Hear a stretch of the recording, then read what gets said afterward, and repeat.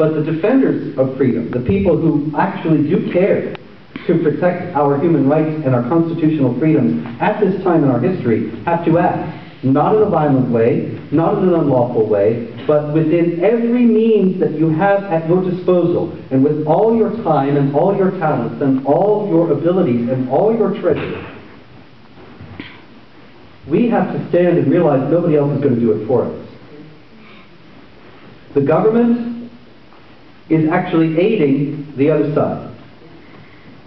The United States government under Barack Obama, here again, this is not a political thing. It really wasn't much better before. Barack Obama's Justice Department is joining in the lawsuits that I enumerated earlier, some of them demanding special rights and privileges for Muslims.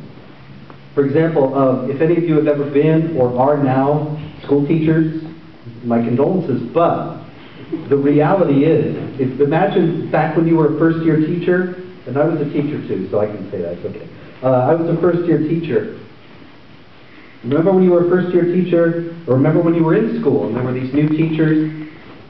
There was a teacher, a Muslim teacher in a public school, and she went to the principal and said, I want 3 weeks off to make the Hajj, the pilgrimage to Mecca. 3 weeks off, first-year teacher. Can you imagine teachers already don't work for 3 months out of the year? And she wanted 3 weeks off in the middle of the school year. Not only that, but the Hajj, the pilgrimage to Mecca, it moves through the year because Islam has a lunar calendar that's 5 days shorter than ours. And so everything moves through the year. And so the Hajj falls at different points because it has to be done the first 10 days of the month of Dhul Hijjah. But the first 10 days of the month of Dhul Hijjah are different every year.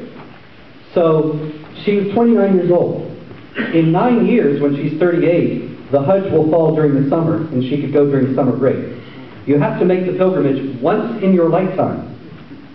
And she was at such an advanced age and in such poor health at the age of 29 that she didn't know she was going to make it to 38. And she had to have the 3 weeks off during the school year, that first year of her teaching in the public school. Now look, I ask you again, if you're a teacher, if you have been a teacher, if I had gone the first year I was teaching high school, way back before you were born, and I had gone to the principal and said, my first year, I'm taking 3 weeks off, I'll see you later.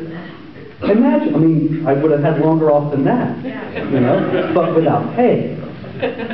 But she sued, she said it was discrimination and so on when she didn't get her 3 weeks. The Justice Department joined her suit and she won $78,000 from the school district and the Jobs Act. Now, this is absurd. I mean, these are standards that no non-Muslims would ever be accorded. These are privileges that no non-Muslims would ever be accorded, and that's precisely the point.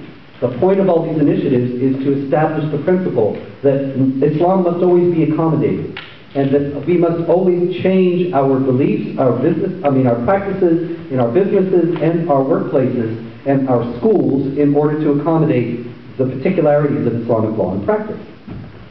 This would all be fine were it not for the fact that many of those particularities are at variance with our freedoms. This is not a war with guns, it's not a war with violence, it's not a war with armies, and soldiers are not going to take care of this for us. If you wish to see that the United States remains a free society in which all people are equal before the law for your children and grandchildren, then it is up to you to act. And to act now, and to be aware that you are going to be called all sorts of terrible names like right-wing, and not let it deter you, because the stakes are simply too high. Thanks very much.